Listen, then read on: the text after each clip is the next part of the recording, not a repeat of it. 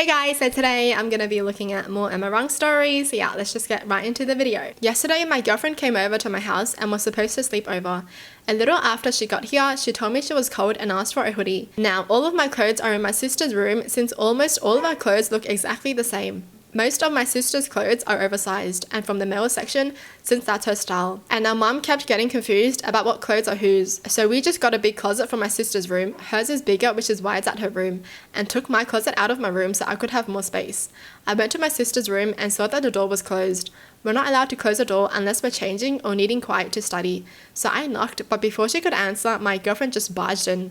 Luckily, my sister was just studying, but both of us were in shock. My girlfriend didn't even notice my sister's and I discomfort and just opened the closet and started looking for a hoodie that she would like. My sister sarcastically told her, "Sure, you can go through my closet after barging in." My girlfriend snapped at her with a curse word or two and said, "It's not just your closet."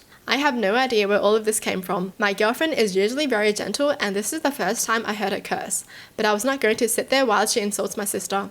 I took her by the hand and dragged her out of my sister's room. I got her bag and took her out of my house and waited with her in silence until her friend that lived close to me came to pick her up. We haven't talked since. I tried to text and call her to say sorry for overreacting and try to talk to her about why she treated my sister like that, but she hasn't answered me. I feel really bad about how I reacted, but I'm also mad about how she treated my sister. What a good brother. And it's the fact that the girlfriend didn't even apologize. Like, why is she so angry? Like, what the heck happened, you know? No way you're gonna do all that and then leave mad when you're the one who's wrong. Come on now, like seriously. If you actually want to be his girlfriend, you gotta be nice to his sister. Like, if his sister hates you, you're probably not gonna last. My boyfriend and I have been together for 3 years. We have our ups and downs as with every relationship. We can both become highly emotional, with me crying and him yelling. It's not always the best, but we typically have great communication when we are calm and take the time to sit down after, process the incident and share feelings, communicate our concerns, and create plans to move forward. We are deeply passionate for each other and are quite in love. On New Year's Eve, I accidentally burned my breast with a sparkler, a pretty good size burn, 2nd degree. He bandaged me up. He was an army medic and has been taking good care of helping me take care of it and rebandaging it for me, etc. Tonight we are sitting together, chill, no issues, having a good night. He recently bought smelling salts and thought it would be funny to try to make me smell it, or at least tease me about it and pretend to do it. In the process of lunging towards me in jest to try to make me smell it, he completely effed around and tore off my healing scab. I didn't have it covered for a moment as I was letting it air out after I had a shower. Needless to say, I got pretty upset and began to cry.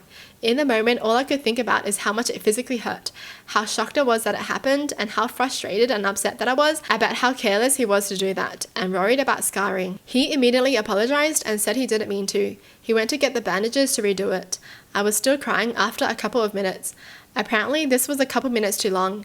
He became hostile and began to yell at me to stop crying and that I was acting like a baby. He raised his voice and screamed at me. Ah! No, I was gonna be on his side until he did that. I was gonna be like, it was just an accident. But then he was mad at her for crying for too long. I mean, maybe it hurt enough for her to cry for a couple minutes. No way he yelled at her for crying. Damn. Okay. Again, this took place in 3 minutes top. I was not crying for hours or something ridiculous. Maybe for 3 to 4 minutes. I became extremely upset for him yelling at me, so I went silent and ignored him for a bit. After he said that he was sorry for what happened and that he said he was sorry, but I was acting like a child for crying so long. And we all know what it feels like to have a scab ripped off, and I was being dramatic. I said that I was allowed to feel my feelings. All the ones listed above I explained to him. Nervous, physically hurt, worried, etc. He then got annoyed and basically said F you. And I said it's crazy how I'm the one who got hurt and yet I'm the one being yelled at like I did something wrong. And I didn't even yell at him for what he did. I just cried for 3 minutes. Now we are sitting in silent anger.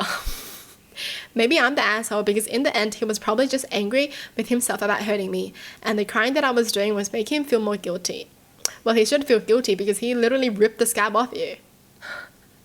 And you're the one who got hurt.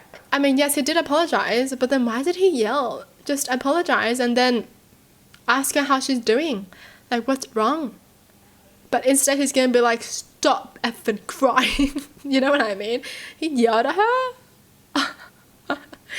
Damn, like he's the one who's trying to prank her and he hurt her in the process and he's gonna yell at her when she's just feeling all her feelings. I feel like I would be the same, you know, if I get a scab ripped off, I'm gonna be crying too.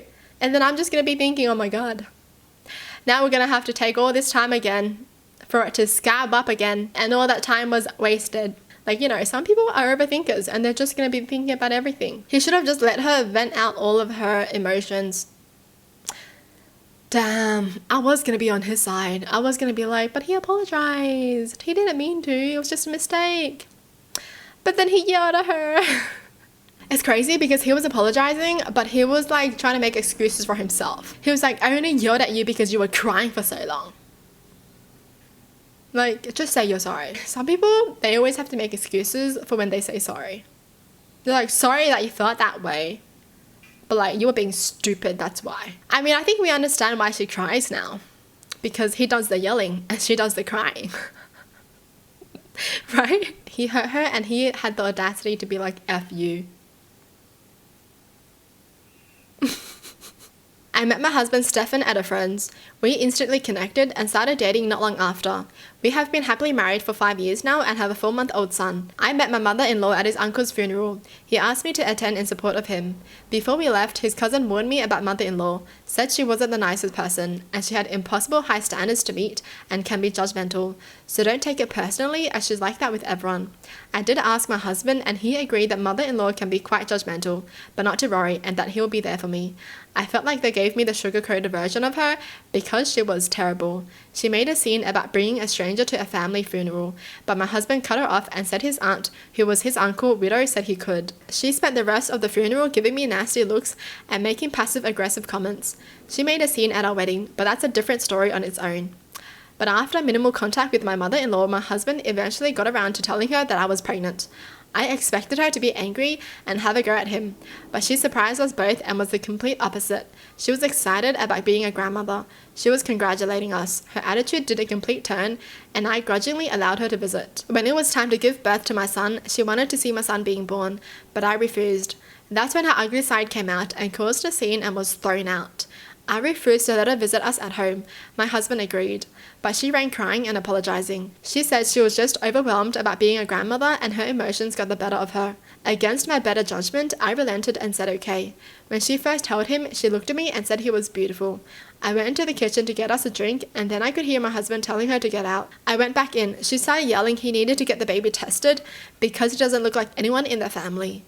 He kicked her out. She told everyone that I cheated on my husband and that my husband needs to get a DNA test to prove he was a dad.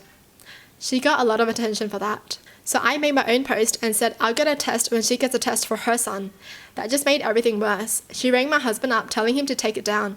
He just hung up on her. Everyone is divided and questioning my husband's paternity since she had such a strong reaction to it. Now even my husband is starting to wonder and making me feel like I went too far. The mother-in-law is actually crazy. Like, cuckoo in the head, man. Honestly, to just stop all the drama, I would just get it done. The freaking DNA test. Because if I have nothing to hide, I would just get it done and whatever. And that itself would just be me telling everyone I have nothing to hide. Bitch, now your turn. Your turn to get the DNA test. You know, I will send a DNA test every single time I see her. Well, that's it for the video. Hope you guys enjoyed. Tell me in the comments down below what your thoughts are. And as always, thanks for watching. Hope you guys liked it. And I'll see you guys next time. Bye.